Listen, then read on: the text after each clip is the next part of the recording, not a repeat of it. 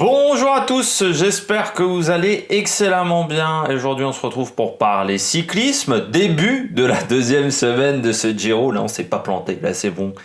Après le petit imbroglio sur la journée de repos du mardi. C'est l'étape numéro 11 et pour un lendemain de journée de repos, autant vous dire que le Giro a été très sympa. Avec les coureurs, on sait qu'une journée de repos, on aime bien reprendre, on va dire doucement. Bien là, ça ne sera pas le cas avec l'étape tout simplement des Strade Bianche, l'étape des routes blanches, vous savez, ces routes en gravier qui ne sont pas si faciles que ça et on reviendra là-dessus. Profil, histoire, météo et stratégie.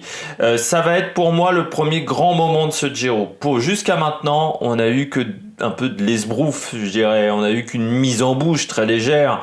Même à Rocca di Cambio, au Campo Felice, même à Sestola, on n'a pas vu grand-chose au final entre les leaders. Alors on sait qui ne gagnera pas le Giro. Alors, les mecs ont déjà été largués après ce qu'on a vu sur cette première semaine, on sait qu'ils seront plus là. Par contre, dire aujourd'hui dans le top 10 qui sera premier, c'est pas encore fait. Et là, ça va être une première étape. Parce qu'il y a des coureurs aujourd'hui qui vont perdre 2 minutes, 3 minutes, voire peut-être plus sur cette étape. Compliquer les routes blanches, mais c'est pas infaisable non plus pour des grimpeurs, pour des poids plumes. L'avantage des routes blanches, c'est que même si le rendement est moins bon que sur une route traditionnelle, on peut se mettre en danseuse comparé à des pavés. Et ce qui permet à des grimpeurs de pouvoir faire des bons résultats sur l'estrade sans forcément de préparation spécifique à ces routes-là. Donc surtout quand on est sur du sec. Sur le mouillé, ça peut être un peu plus compliqué. Il faudra faire attention aux crevaisons. Ce qui me fait dire que la journée va être animée parce que forcément il va y avoir des crevaisons. Il faut donc être très très bien entouré sur cette journée-là. Ça sera prépondérable. On verra les bonnes équipes. C'est-à-dire les équipes qui ne laissent pas leur leader seul, isolé. Et c'est vrai que quand vous n'avez pas un grand collectif, on pourrait dire notamment DSM avec Romain Bardet, si vous êtes dans une situation de crevaison, ça peut être une journée un petit peu compliquée. On passe au profil. Du côté du profil, vous voyez, ça va se décomposer en deux parties. 90 premiers kilomètres sans trop de soucis.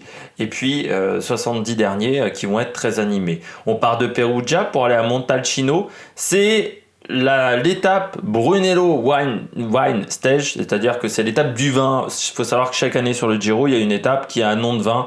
L'année dernière, c'était le deuxième contre-la-montre, qui je crois s'appelait Prosecco Stage ou un truc comme ça.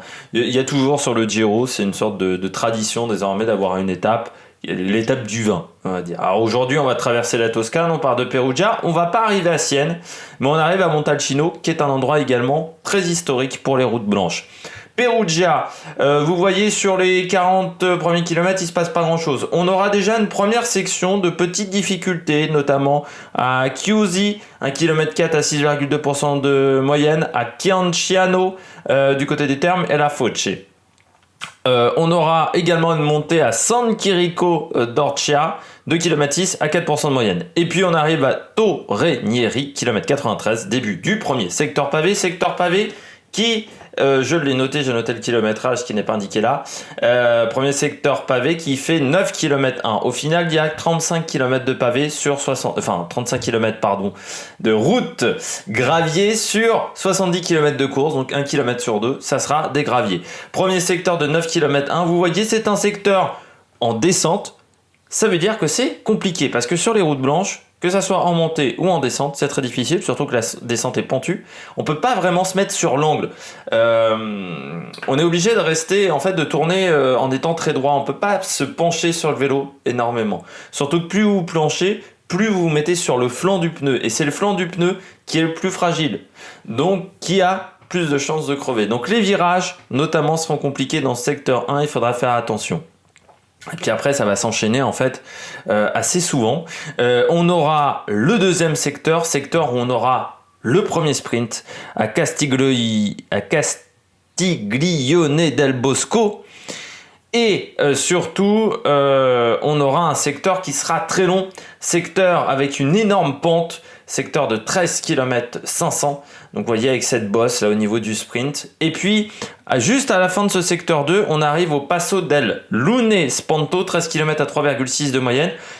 Parce qu'en fait, du côté de l'organisation, ils ont pris en compte toute la section pavée. Ce Passo del Lume Spanto qui fait en fait 13 km à 3,6% de moyenne. Donc là, on sera sur de la route goudronnée dans cette section-là. On ne sera pas sur de la route en terre, hein, il faut le préciser. Alors, le problème que j'ai avec, je vais vous montrer un petit peu le profil de cette montée, c'est qu'il y a 2 passages au Passo del Lume Spanto et qu'au final, c'est très compliqué. On est sur du 9%. D'un côté comme de l'autre. Voilà, donc les 2 passages de cette montée seront difficiles. Et puis ensuite, on redescend, on arrive au sprint bonification à Castel Nuovo del Abate, 7 km 136,5. C'est juste avant le secteur numéro 3, qui est également un secteur en bosse. Et ensuite, on redescend. Secteur qui fait 7 km 6. Et le dernier secteur qui ne fait que 5 km, qui est presque le plus facile, on va dire. Qui sera au niveau du kilomètre 150. Donc c'est-à-dire que la fin du dernier secteur au kilomètre 154, il restera 9 km, mais dans ces 9 km, il y a le deuxième passage au Passo del Lume Spanto. Donc eux, ils indiquent 9 km 2 à 4,5% de moyenne. C'est également une côte de 3e catégorie. Et l'arrivée à Montalcino. L'arrivée qui n'est pas facile encore une fois, parce qu'il faudra prendre la descente du Passo del Lume Spanto. Descente très très très technique. Il faudra faire attention. Puis on aura le dernier kilomètre. Sur le dernier kilomètre, on aura des pavés. Et puis à 200 mètres de l'arrivée, on va prendre une intersection. On va prendre un virage sur la gauche à 200 mètres. Je dis bien qu'à 200 mètres. Et on arrivera sur la Via Roma de Montalcino. Et sur la Via Roma, il y a une cote à 12%. C'est le petit cadeau pour finir cette journée qui aura été bien compliquée. On passe à l'histoire des routes blanches sur le Giro. La première fois qu'on a emprunté les routes blanches, eh bien, c'était en 2010 et c'était déjà une arrivée à Montalcino. On n'avait pas du tout le même parcours. En fait, on n'avait que 14 km de gravier, mais qui était également réparti sur les 20 derniers kilomètres de la journée. Et puis ce jour-là, sur cette étape numéro 7, eh bien, il va pleuvoir. Il faut savoir que c'était la première fois qu'on empruntait les routes blanches. Les routes blanches, la première course des Strade Bianche, qui à l'époque ne s'appelait pas les Strade Bianche, mais Montepaschi Eroica, un truc comme ça, c'était en 2007, la première fois qu'on a roulé en course sur les Strade Bianche. Il faut savoir que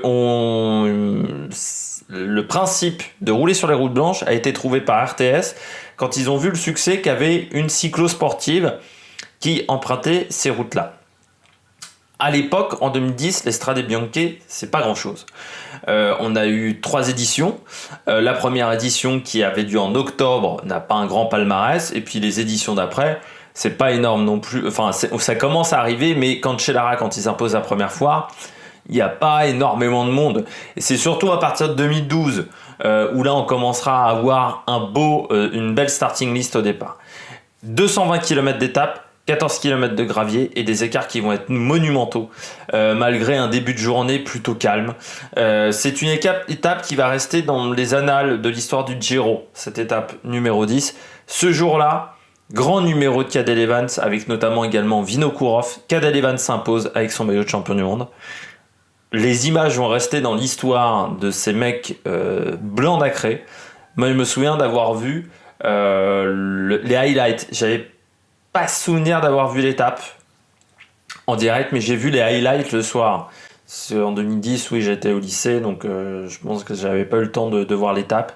Et je me souviens encore des images des highlights avec Cadel Evans, dégueulasse, mais vraiment. Et j'avais jamais vu les Strade Bianche à l'époque. Et, ce jour-là, je me suis dit, putain, ça va être une sacrée course quand même. Sastre finit à 5 minutes. Nibali perd 1,30. C'était vraiment une étape dantesque. Mais on ne prenait pas la même difficulté qu'aujourd'hui. Météo, on devrait avoir du soleil.